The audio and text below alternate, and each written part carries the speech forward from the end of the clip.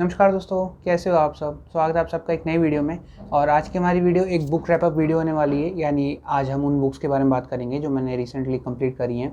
तो इस मंथ मैंने जितनी बुक्स रीड करी हैं उनमें से 4 तो ये रही, और इसके अलावा 2 मैंने ई बुक के तौर पर रीड करी थी, जिनमें से एक है फ्रस्ट्रेटेड मैन बाय ऑथर अभय देव। जैसे मैंने उनका एक और बुक थी द इन्फ्लुएंसर, उसका मैंने रिव्यू पहले पोस्ट कर रखा है। अगर आपने वीडियो नहीं देखी तो उसका लिंक मैं आपको डिस्क्रिप्शन में प्रोवाइड करा दूंगा। तो सेम ऑथर थे, तो मुझे उनकी राइटिंग स्टाइल काफ़ी सही लगी थी, वो बुक मैंने उनकी रीड करी थी। तो एक मैंने उनकी अभी एक रिसेंट नोवेला आई है द फ्रस्ट्रेटेड मैन, तो मैंने एक तो वो रीड करी थी। और एक है अगाथा क्रिस्टी की अ मर्डर इज अनाउंस। तो मेरे पास मिस मार्पल का जो 50 स्टोरीज़ वाला कलेक्शन है, तो ई बुक का मेरे पास वो पूरा कलेक्शन है। मैंने उसमें से एक मिस मार्पल की रीड करी थी।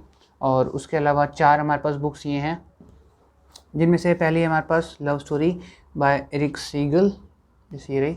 और सेकंड है दोपहरी बाय पंकज कपूर। अगली है अमित खान जी की लौट आई छाया तथा अन्य कहानियाँ।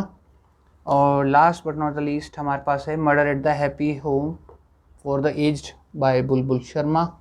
तो सबसे पहले हम बात करते हैं हमारी आज की जो पहली बुक थी, यानी कि फ्रस्ट्रेटेड मैन। तो फ्रस्ट्रेटेड मैन के अंदर मेनली एक शॉर्ट नॉवेल है, अराउंड 90 या 60 पेजेस हैं, 60-70 पेजेस हैं उसके अंदर। और उसके अंदर मेनली ऐसी कहानी बता रही कि जैसे आपको ये लगता है ना कि यार being a man is a easy task, कि हाँ अगर आप लड़के हो तो आपके लिए सब कुछ आसान होता है, सब कुछ ईजी होता है, आप कुछ भी कर सकते हो। तो वो उस थीम के ऊपर बेस है कि ऐसा बिल्कुल भी नहीं होता है। लाइक नज़रिए का फ़र्क पड़ता है, नज़र सबकी समान होती है, फ़र्क नज़रिए का पड़ता है।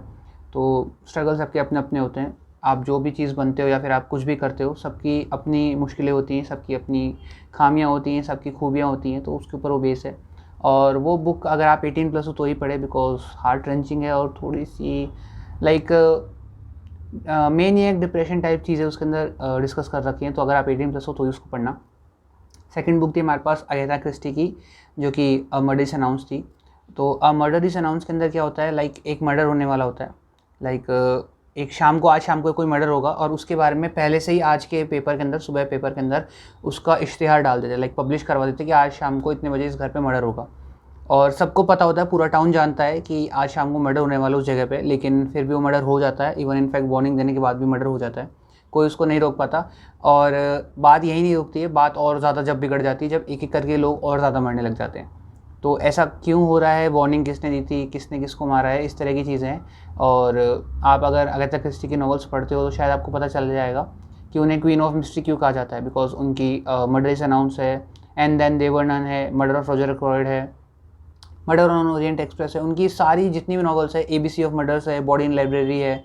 तो एक से बढ़कर एक उनकी जितनी भी बुक्स हैं। तो वो मर्डर मिस्ट्री टाइप बुक है, आप चाहो तो वो पढ़ सकते हो। और उसके लिए ऐसी कोई वार्निंग की ज़रूरत नहीं है, ज़्यादा ब्लड शेड नहीं, आप पढ़ सकते हो ईजिली। अगली हमारे पास आती है थोड़ा टेस्ट चेंज करने की, जो मैंने पढ़ी थी love story by Eric Segal. और मेरे को इसकी एंडिंग थोड़ी सी सनम तेरी कसम वाली की तरह लगी, और इतनी ज़्यादा खास मुझे बुक नहीं लगी। बिकॉज मैंने इससे पहले थिक बुक्स पढ़ी थी, जैसे कि मर्डर इज अनाउंस हो गई, और 1-2 बुक्स और पढ़ी थी मैंने, तो थोड़ी सी थिक हो गई। और ये छोटी बुक है, इसका फॉन्ट काफ़ी ज़्यादा सही है, और इस वजह से काफ़ी जल्दी ख़त्म हो गई बुक। पता ही नहीं चला स्टोरी कब शुरू गई कब ख़त्म हो गई। लाइक ये ऐसी बुक है जिसको आप एक सेटिंग में ख़त्म कर सकते हो। तो ऐसी बुक थी। इसके अंदर लव स्टोरी के बारे में बता रखा है। एक हमारा मेन प्रोटैगनिस्ट होता है ओलिवर, और उनकी जो मतलब फीमेल प्रोटैगनिस्ट होती हैं उनका नाम होता है जेनी। तो दोनों एक दूसरे से कॉलेज में मिलते हैं, दोनों एक दूसरे के अपोजिट होते हैं, लेकिन वही है, unlike charges attract each other. तो ऐसा ही कुछ काम होता है, लेकिन वही है, सब कुछ ठीक ठाक चल रहा होता है। लेकिन फिर कुछ बातें आती हैं इनके बीच में, कॉन्फ्लिक्ट्स होता है जिससे कि, और कुछ प्लस माइनस चीज़ें होती हैं।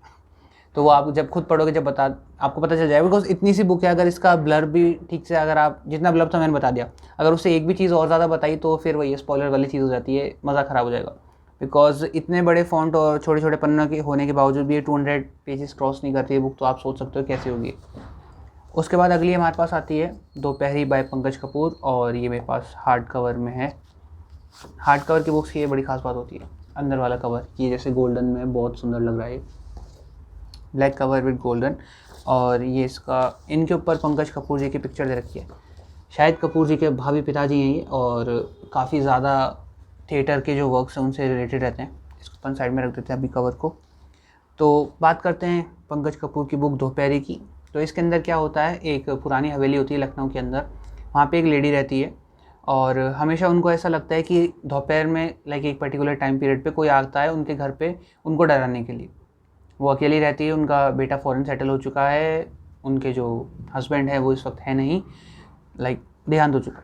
तो इस तरह की स्टोरी है। तो अब ये देखना है कि इनको कौन डराता है या फिर इनके साथ ऐसा क्यों होता है, क्या सच में कोई है या फिर उम्र का तगादा जिसको अपन बोलते हैं, क्या एज हो गई है इसलिए उनके साथ, उनका नाम होता है अमीबी बुलाते हैं सब उनको, तो उनके साथ ऐसा सही में होता है या फिर सिर्फ उनको ऐसा लगता है वहम वगैरह।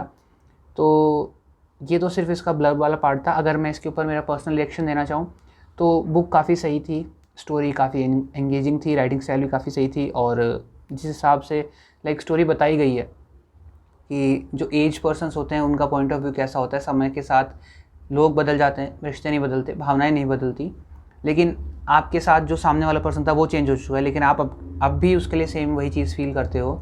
और आदमी ज़िंदगी में सब कुछ पैसा ही नहीं होता है, पैसा बहुत कुछ होता है लेकिन पैसा सब कुछ नहीं होता है। ये चीज़ इस बुक के अंदर बहुत सही तरीके से बता रखी है। तो इसके अंदर ये बता रखा है कि जो अमीबी होती हैं उनके पास एक नौकर रहता है, और वो पूरी उनकी बड़ी सी हवेली होती है जिसके अंदर वो अकेली रहती हैं। तो उनके पास लोग बोलते हैं कि आप अकेली रहती हो तो हो सकता है कोई आपको डराने की कोशिश कर रहा हो, आप एक कमरा किराए पे दे दीजिए, लेकिन वो उसके लिए भी नहीं मानती हैं। फिर उसके बाद में जो भी होता है तो वो आप इस बुक के अंदर पढ़ सकते हो, बिकॉज ये शायद अराउंड 100 पेजेस भी नहीं होंगे इसके अंदर। हाँ 100 नहीं है, इसके अंदर 85, हाँ 85 पेजेस के अंदर पूरी बुक ख़त्म है, तो एक शॉर्ट नॉवेल आप इसको मान सकते हो।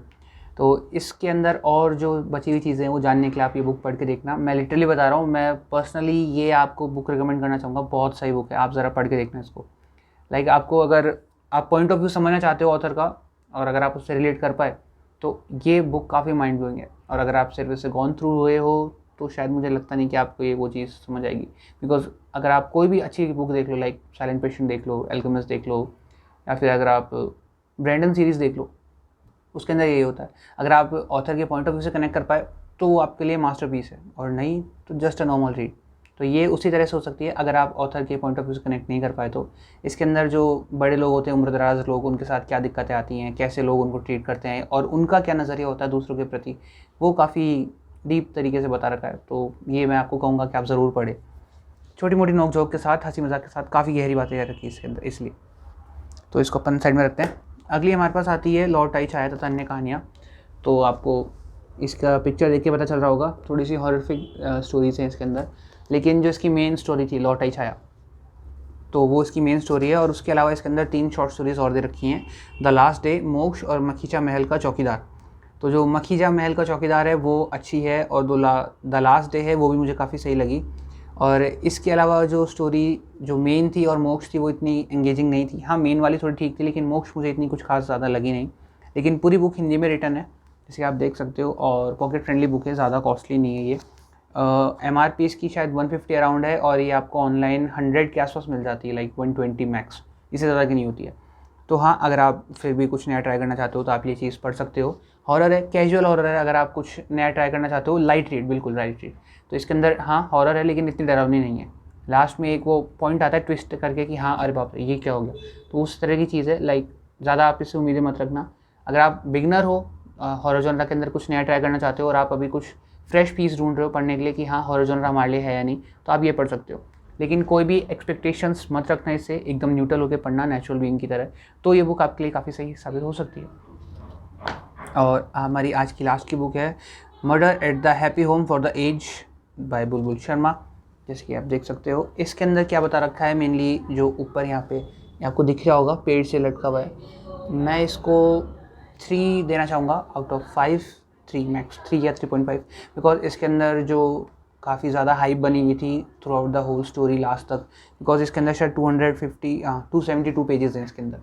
तो 272 पेजेस के अंदर आपने इलेबोरेट कर दी, काफ़ी लंबी स्टोरी खींच दी, तो अगर हो सकता है तो ये शायद 150 या 170 तक ख़त्म हो सकती थी स्टोरी, इतना ज़्यादा खींचने की ज़रूरत नहीं थी। लेकिन इसके अंदर प्लस पॉइंट ये है कि थोड़ी सी पॉकेट फ्रेंडली है, और थोड़े से कॉमेडी टाइप एलिमेंट्स है इसके अंदर, 2-3 पॉइंट्स पे आते हैं, और ये चीज़ इसके अंदर इसके प्लस पॉइंट है। और थोड़ा माइनस पॉइंट ये है कि थोड़ी लंबी कहानी हो गई, और प्लॉट थोड़ा सा प्रेडिक्टेबल हो जाता है, बिकॉज इतनी लंबी अगर आप बुक को खींच देते हो, इतना लंबा स्टोरी आप समझा देते हो, तो आप वो होती है ना कि जो छोटी छोटी माइन्यूट डिटेल्स होती हैं वो कहीं ना कहीं पे छूट जाती हैं। और अगर आप शुरू से कोई ऐसी क्राइम फिक्शन या फिर डिटेक्टिव टाइप नॉवेल्स पढ़ते हो तो आपको पता चल जाता है कि गलतियाँ हुई कहाँ हैं।